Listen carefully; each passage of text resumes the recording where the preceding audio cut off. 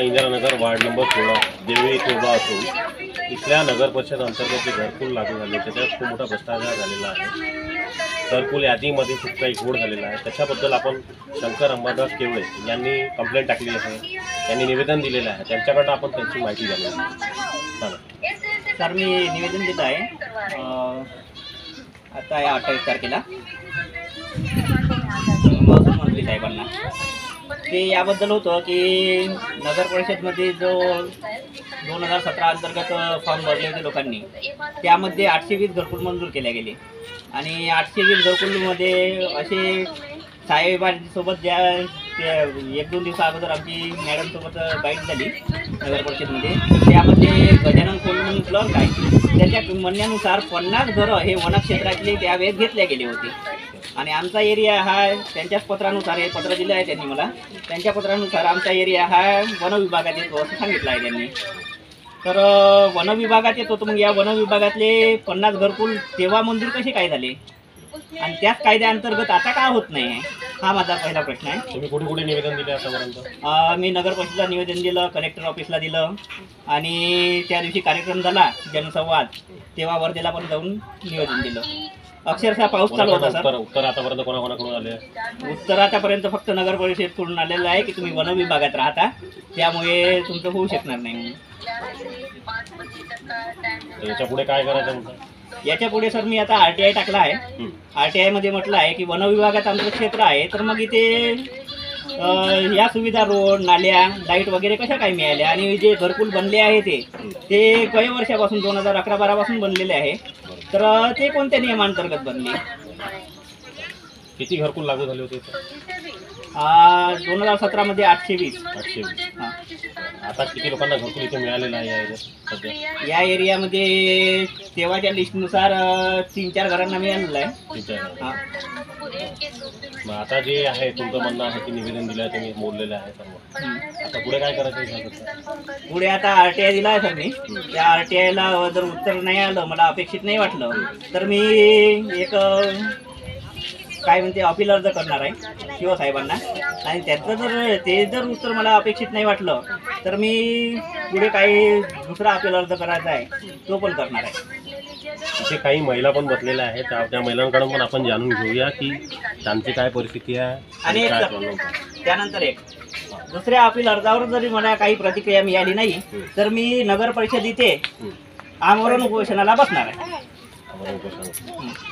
महिलांकडून पण जाणून घ्या।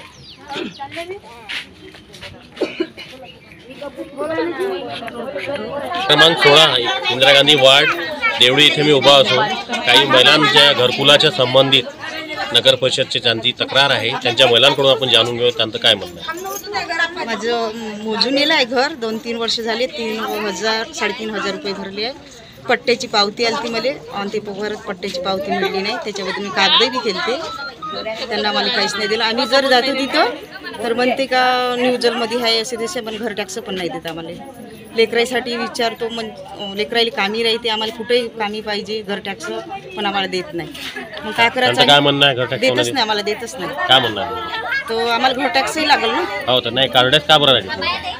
देतच नाही म्हणजे ही न्यूजलची जागा आहे। आम्ही 25-30 वर्ष झाले सर इथं राहत आहे, हे आमचं घरकुल तसं आहे, तरी आम्ही आमचे 1000 रुपये जुन्या ह्या घरकुलमध्ये भरून आहे। हो, पण आमचे जे आम्हाला समजत नाही, आम्ही अनफोड लोक त्याच्यामुळे इथे आमचं घर तसं सांगा। नाव आलं होतं यादीत तेव्हा? नाव आलं होतं पण आम्हाला हे जागा वनरक्षक मध्ये आहे हे मान्यता आहे, पण मागे का बरं त्यांनी घरकुल बनवून दिले? मागच्या लोकांसाठी त्यांनी घरकुल बनवून दिले ना। आम्ही जेव्हा आमची समक्ष मागायला जातो तेव्हा म्हणते का तुम्ही वनरक्षक मध्ये आहे। 25 वर्ष झाले आम्ही वनरक्षक जागेमध्ये आहे, तर त्यांनी आमच्या जवळून घर टॅक्स पावती कशी का बरं घेते? त्यांनी हे पावती घ्यायला नाही पाहिजे, त्यांनी म्हणायला पाहिजे की बाई तुम्ही वनरक्षक मध्ये आहे तर तुम्ही घर टॅक्स आम्हाला देऊ नका। हे कायच्याबद्दल देते आम्हाला घर टॅक्स? आम्ही तेव्हापासून आमची सोय केली असती। आता सगळीकडे आमच्या घराच्या मागे घरकुल बांधून दिले रामदास तडसांनी, त्या जागेमध्ये ते लोक राहत आहे, ते वनरक्षक मध्ये नाही आहे का? आम्हीच का बरं वनरक्षक मध्ये आहे? आम्ही पण घर टॅक्स देते ना, आम्हाला घर टॅक्स नाही देत। अजूनही आम्हाला विचारते मिळाला ना।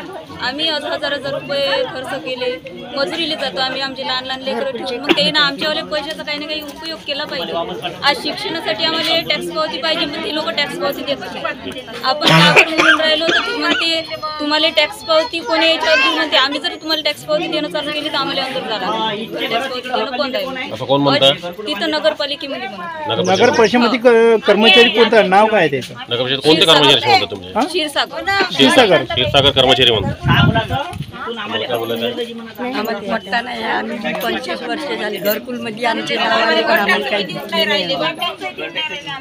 काय बरं देण्यात आलं? म्हणजे बांधलेल्या घरामध्ये ते तिकडले घरं उरलेले ती घरं बसवली.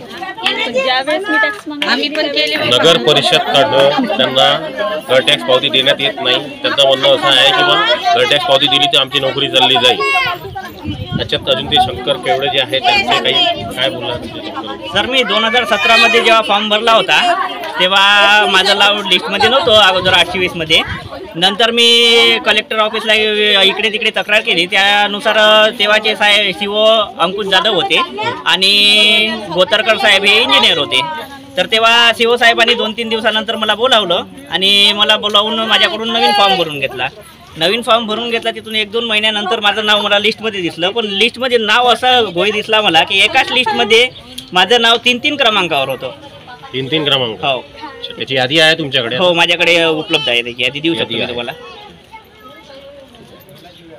एक लोक होते सर, इतक्या लोकांना उठवून घरकुल बांधण्यात आलं त्याच्या जागेवर आणि नंतर ते घरकुलमध्ये घुसले तर पोलीस प्रशासनाच्या नोंदीस भरले. तिकडले 16 घरं जे होते, ITI कॉलेज बनलाय आता, तितके 16 घरं आणून इथं बसवले. पण स्थानिक त्याची एक निवेदनची एक कॉपी द्या. इंदिरा गांधी वार्ड नंबर 16 मध्ये नगर परिषद अंतर्गत जे घरकुल मिळालं होतं त्याच्यामध्ये अनियमितता आहे, अस्वच्छता आहे. त्याच्याबद्दल महिलांची तक्रार होती. त्याच्यासाठी मी देवळी इंदिरा गांधी वार्ड इथे आहे. आपण महिलांकडून जाणून घेऊया की त्यांचा काय त्रास आहे. आम्हाला 2012 मध्ये घर भेटलं घरकुल. तर त्या घरकुलमध्ये म्हणत होते का संडास बाथरूम. आणि गोतरकर साहेब हे इंजिनियर होते. तर तेव्हा CO साहेबांनी 2-3 दिवसानंतर मला बोलावलं आणि मला बोलावून माझ्याकडून नवीन फॉर्म भरून घेतला. तिथून 1-2 महिन्यानंतर माझं नाव मला लिस्टमध्ये दिसलं. पण लिस्टमध्ये नाव असं घोई दिसला मला की एकाच लिस्टमध्ये माझं नाव 3-3 क्रमांकावर होतं. 3-3 क्रमांक? हो. त्याची यादी आहे तुमच्याकडे? हो, माझ्याकडे उपलब्ध आहे. त्याची यादी देऊ शकतो मी तुम्हाला. एक लोक होते सर, इतक्या लोकांना उठवून घरकुल बांधण्यात आलं त्याच्या जागेवर आणि नंतर ते घरकुलमध्ये घुसले तर पोलीस प्रशासनाच्या नोंदीस भरले. तिकडले 16 घरं जे होते, ITI कॉलेज बनलाय आता, तितके 16 घरं आणून इथं बसवले. पण स्थानिक त्याची एक निवेदनची एक कॉपी द्या. इंदिरा गांधी वार्ड नंबर 16 मध्ये नगर परिषद अंतर्गत जे घरकुल मिळालं होतं त्याच्यामध्ये अनियमितता आहे, अस्वच्छता आहे. त्याच्याबद्दल महिलांची तक्रार होती. त्याच्यासाठी मी देवळी इंदिरा गांधी वार्ड इथे आहे. आपण महिलांकडून जाणून घेऊया की त्यांचा काय त्रास आहे. आम्हाला 2012 मध्ये घर भेटलं घरकुल. तर त्या घरकुलमध्ये म्हणत होते का संडास बाथरूम सगळं बरोबर व्यवस्था आहे. पण त्यानुसार छपाई पण नाही, संडासही नाही आणि काहीच नाही. नुसते 2 रूम आहे आणि संडास बाथरूम असंच आहे कच्च बांधून आणि त्याची पूर्ण रेती गळते. त्याची भिंती सुद्धा पडायच्या तयारीत आहे. तुम्ही नगर परिषदला दिली का आपले? हो, दिली होती. तर ते म्हणत होते कंप्लेंट दिल्याच्या नंतर का भेटून जाईल तुम्हाला छपाई. आम्ही घर दुरुस्तीचे फॉर्म पण टाकले पण ते सुद्धा आमचे आले नाही. काही घरावर स्लॅबही नाही टाकले ना. फॉर्म टाकून किती दिवस झाले? आता फॉर्मले झाले आमचे वेळे 7 वर्ष झाले टाकायला. 7 वर्षात काहीच झालं काहीच नाही झालं. म्हणणं आहे आम्हाला जे घरकुल भेटलं होतं संडासचे गडर देतो म्हणून 2 घरा मिळून 4 घरा मिळून ती सुद्धा नाही दिली गडर. मग काय त्या संडास करून ते स्लॅब तर दिले पण गळत आहे पूर्ण स्लॅब. ते असा पाऊस आला का पूर्ण असं पूर्ण घर ठिपते. आमचे घर जोडावून मुला घेतले आम्ही, पाणी गळते पूर्ण. काही लोकांच्या घरावर स्लॅब सुद्धा नाही आहे तर ते दिना टाकून राहत आहे पूर्ण सराबचे पण काही खरं नाही. आमचे 5 जणांचे नाव घरकुलमध्ये आले होते करोनामध्ये.